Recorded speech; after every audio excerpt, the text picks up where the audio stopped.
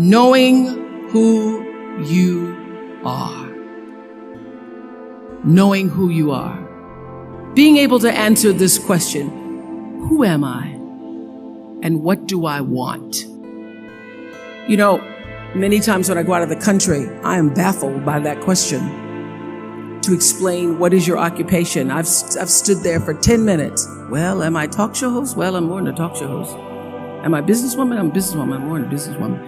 Am I an entrepreneur? I'm more than an entrepreneur. So I just leave it blank or self-employed. So I'm not asking for the roles that you play as daughters. I'm not asking that question.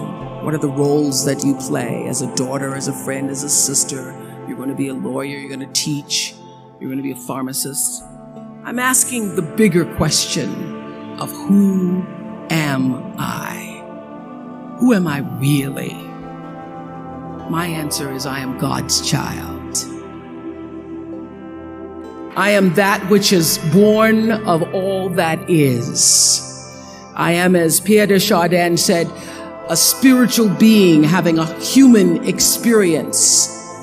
Come trailing the breath of the ancestors yet, but trailing the breath of the angels. And understanding that because I am connected to the source of all that is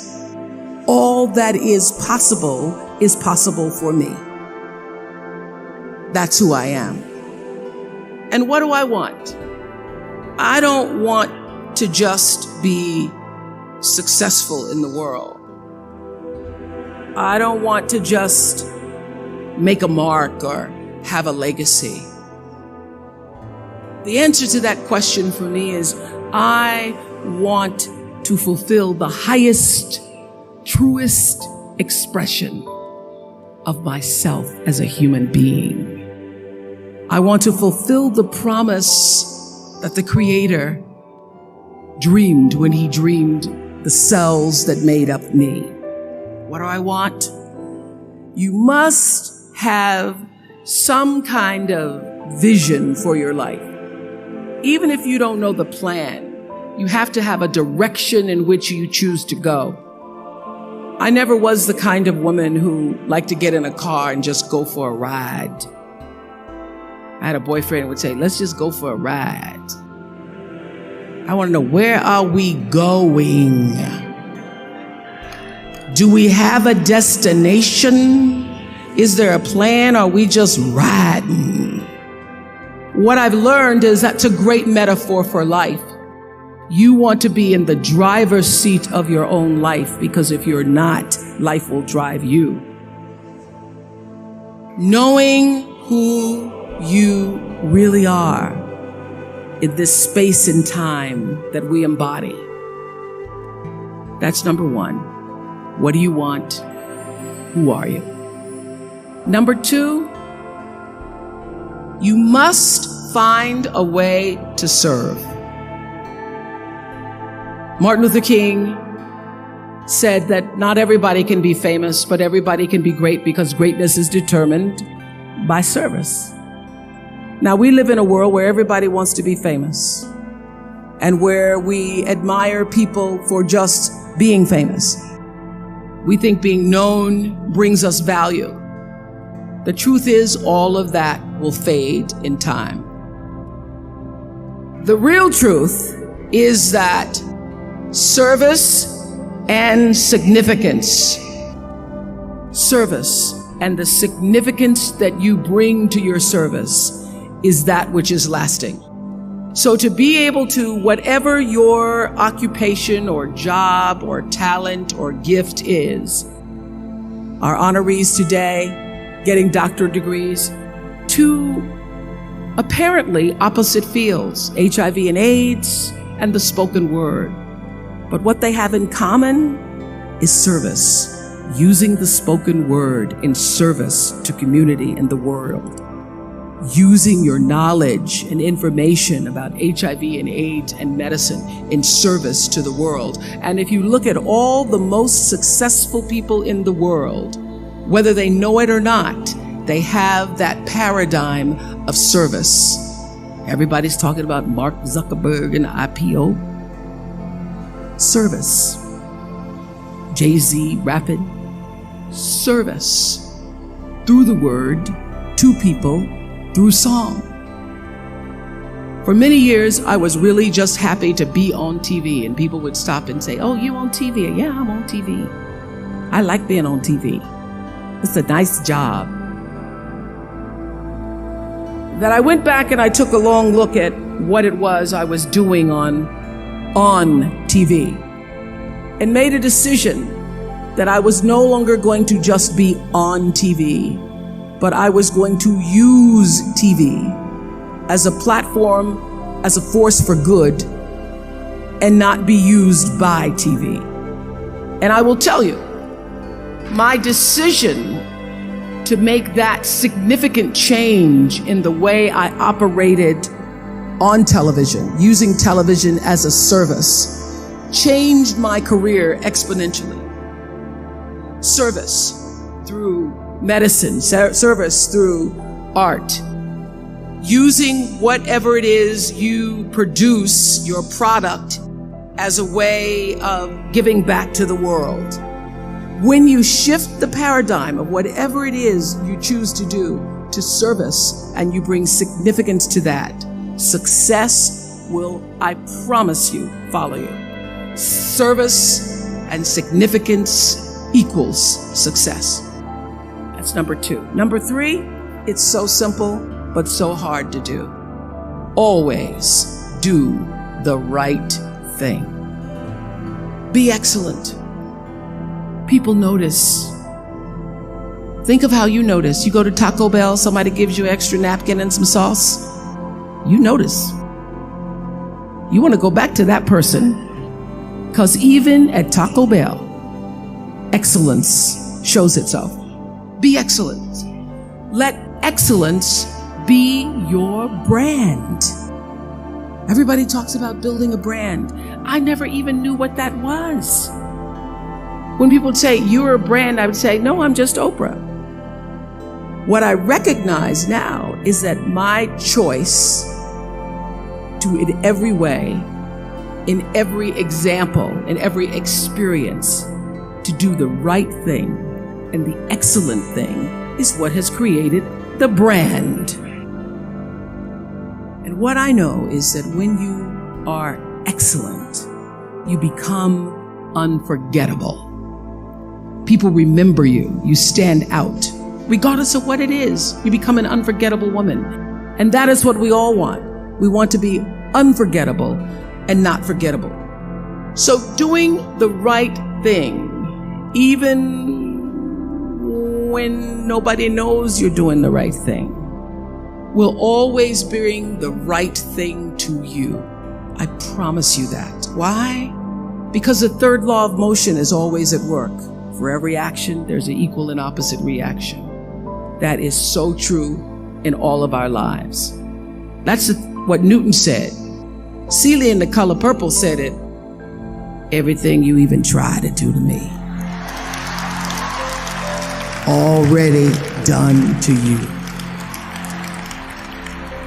Everything you even try to do to me, already done to you. So you don't have to worry about revenge or getting back at somebody, making sure they pay.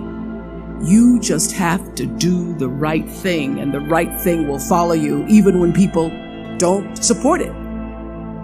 I remember many times on my show. There are many shows y'all never saw. And the reason you didn't see them is because I got the last vote. And I remember 2010, my team, hardest working team in television, had done this interview with a woman who turns out she was a Sunday school teacher by day and a sex addict at night. Ooh. And they were like, "You won't believe it. We got her going out. We got her with the men, and we get to show her." And she was willing to show us everything. I sat down with a woman for an interview that was taped. And during the process of the interview, I said, why are you doing this? And she said, oh, I want to help people. I want to tell my story and I want to help people. I said, do you have children? She says, yes, I have a 10-year-old son. I knew right then this is never going to see the light of day. So we got off the air and I said to the lady, we are not going to air that show. And she said, why? My producer said, why? She knew she was being filmed. She knew what she was saying. She knows what I said, because her son will never get over it. Her son will never get over it. And it's not worth a rating point to me. Not worth a rating point to me to know that there's a 10-year-old boy who's destroyed because his mother went on the Oprah Winfrey show and told all her business. You do the right thing, even when other people think it may not be. And oftentimes, when you make a decision to do the right thing, immediately you're faced with doubt. Was that the right thing? Was that the right decision? I don't know. Was that the right thing? You always know it's the right thing, when in the end, there is peace. You are rewarded by peace in knowing that you did the right thing. The most important thing I have come to know in doing the right thing and making the right choices is understanding what we talked about yesterday. All of you leaving here have the potential for enormous success. There's a price that comes with that. People don't always like you, and they're not always happy for you. And if you surround yourself with people who are not accustomed to your success, they become fearful. They become scared because you are reflecting back something to them that they don't recognize. Now, they're not going to say, you know, I'm very fearful, because you're reflecting back to me something I don't recognize. They're going to say, you know what they're going to say? They're going to say, who she thinks she is. Who she thinks she is. That only happens when you are around people who do not mean and want and aspire to the best for you. People who want the best for you want you to be your best. So my greatest advice to you is to surround yourself with people who are going to fill your cup until your cup runneth over. So when people say you're so full of yourself, you can say, yeah. Yes, I'm full. I'm so full, my cup runneth over. And to know that once your cup runneth over, you cannot spend your life with your gallon-size offerings, offering them to pint-sized people. You have got to surround yourself with gallon-sized people who can hang in the same company with you, so that you're not offering your gallons to those little pints out there who can't hold it anyway. Choice to Change the World. I love that song. I love hearing you all sing that song. And what I know for sure is that the biggest choices begin and end with you, your internal big questions. Who do I want to be in the world? My relationship to source energy, to all that is God. I'm not talking about what you believe in God. I'm talking about your experience of that which is all life, which is divine and universal. I'm talking about the big deal. Being connected and aligned with that. When you are tuned in and charged into that, whenever you feel empty, you go inside yourself and you connect to the source, and you know that all things are possible. To know that and to choose to do the right thing in service and significance, I promise you, you will create a vessel of service for yourself first, because you have to honor yourself first. You have to give to yourself first, otherwise you have nothing to give away. You will create a vessel for yourself, for your family, your community, and the world. And those three things will not only lead you to a blessed life. I stand as a witness. My life is so blessed, I can't even take it in sometimes. It will lead you not just to a gifted life and a rewarding life that fills you up, but a sweet life. That's what you want. You want the sweetness. You want it to be so sweet, so that even when the storms come, and they will, you'll know this too shall pass. The storm is passing over, and you shall not be moved, because you know who you are. When you can do that, grace will follow you, grace and glory. And when they see you coming, it ought to make them proud. I have spent hundreds and hundreds and hundreds and thousands of hours talking to spiritual leaders and teachers, and not just spiritual leaders and teachers who have been deemed so, but thousands of people who came from levels of dysfunction, who came from levels of pain, who were suffering, who were challenged in their progression of trying to be the best human beings they could be. And they allowed themselves the opportunity to come on our show, the Oprah Winfrey Show, and share their stories. I am one who believes in the sharing of stories. I believe in the process of sharing, period, because I know that all life gets better when you share it. And those thousands of people who have been guests on the show, and many of them who are also audience members, have been my greatest teachers. And I would say that one of my gifts that I've had since I was a little girl growing up in Mississippi, being raised on a tiny little acre farm with my grandmother, is that I knew how to pay attention. I was a great observer of life. And I grew up believing that I was indeed, for sure, God's child. It's because every Sunday I sat in our little church down the road, a dirt road from where my grandmother lived. No running water, no electricity, but the church is down the road from us. And we could hear the singing as I was getting dressed for Sunday school. And I'd always sit on the left-hand side, the left pew in the second row.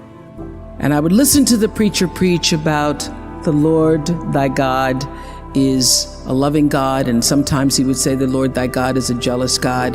But most important, I heard him say, you are God's child, and through God all things are possible.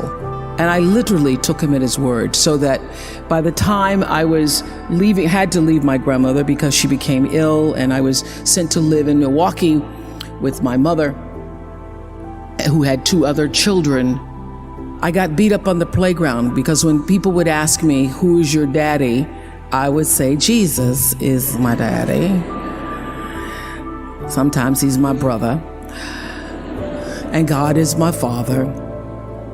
But what I now know and have learned, that my view of God, although I call that God in a box and all that, although that has my vision of God has expanded to be inclusive of all things, all. God is all, God is law, God is all, in all things. Not just the guy sitting up with the beard. And now that view of God has expanded, I still understand how important it was for a little colored girl. We weren't even black yet, not to mention African American. You know what I mean, Harry? A little colored girl in Mississippi for whom there was no vision of hope or possibility. My grandmother's greatest desire for me, as she had been a maid and her mother before her had been a maid, her greatest desire was that I would grow up one day and be able to do the same. And she wished for me that I would be able to, she used to say, I hope you get some good white folks when you grow up. I hope you get good white folks who treat you good. So my grandmother would have no idea of the life that I now lead with good white folks who are working for me. She just wouldn't get it. She wouldn't get it. She wouldn't get it, but somehow I think she must know, and she's up around in the spirit realm saying, Lord have mercy, I didn't see it.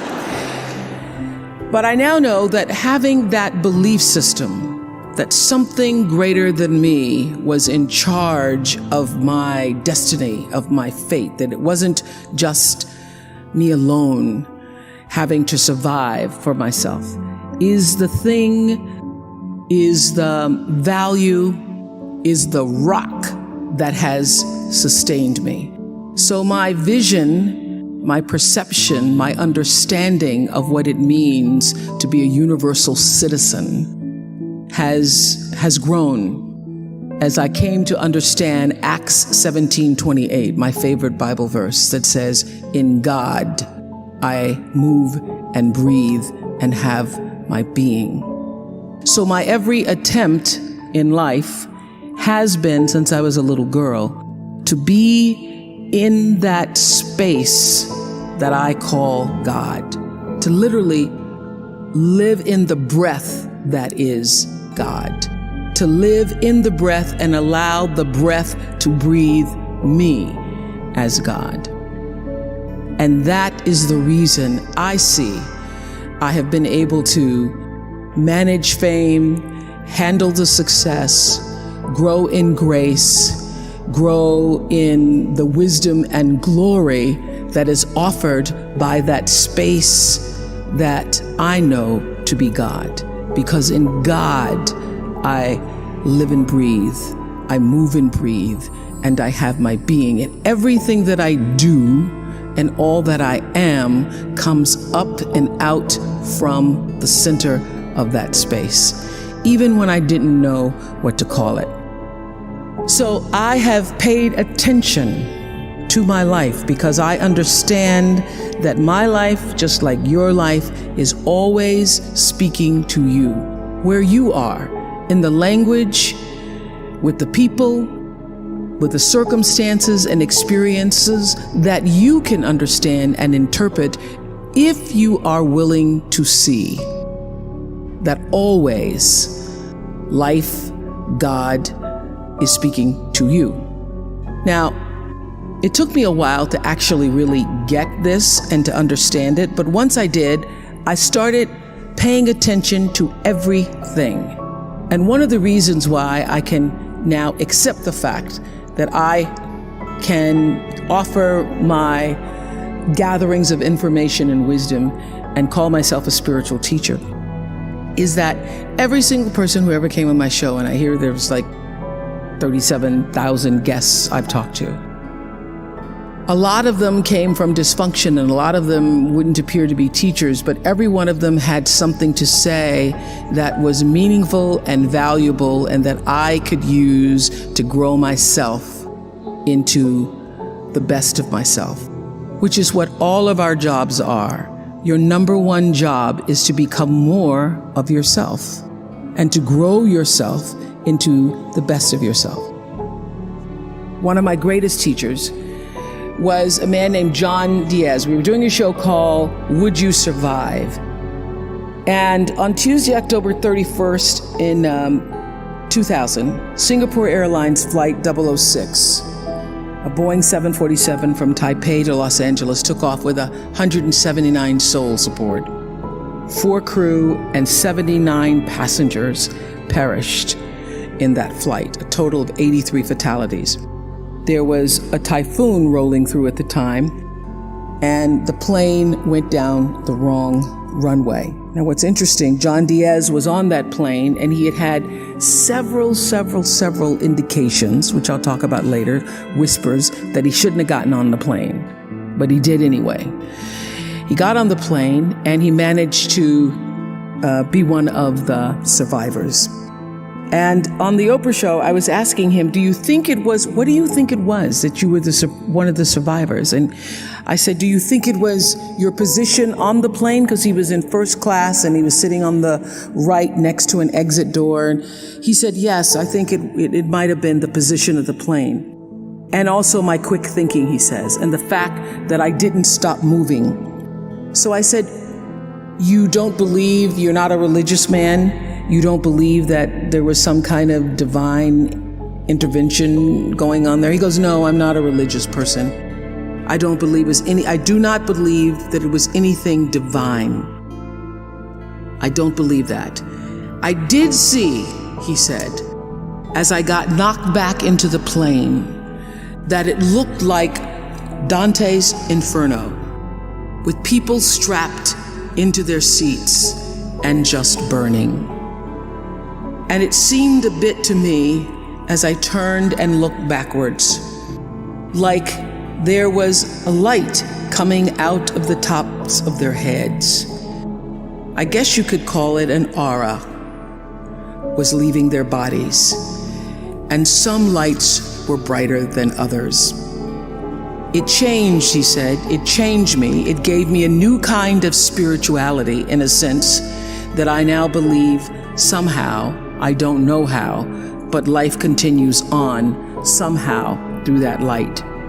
And I thought, I'm not a religious man, but I thought the brightness and dimness of the auras were how one lives one's life, so to speak.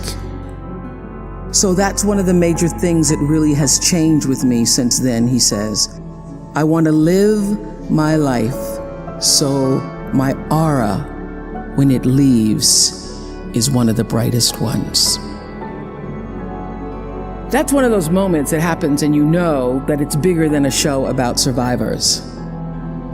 Because I always knew that when I am moved, at least a million other people might be too. Because if I can feel it, and there are 20 million people watching around the world, it means that somebody else also felt and heard the same thing. That's what connection is. So I thought a lot about that. And thought about it, obviously, in thinking about, in preparing to talk to you all today, about how does one lead a meaningful life? Because ultimately, isn't that what we all want? We want to lead a life so that however we transition, people can say, wow, that was a bright one. That was a bright light. First of all, I think that it comes from a deep sense of awareness about who you are and why you're here. It comes from being in touch with, on a regular basis, the appreciation and the holy gratitude that should fill each of our hearts on a regular basis, just knowing what a privilege it is to be here and to be human. Close your eyes for a moment, will you please? And breathe with me. Just close your eyes. And if you will, put your thumb to your middle finger and gather your other fingers around. And let's feel the vibration and pulse of your personal energy as you take 3 deep breaths with me. Inhale. And as you exhale, just feel the vibration, energy, blood pulsating through your body, through you. And another inhale.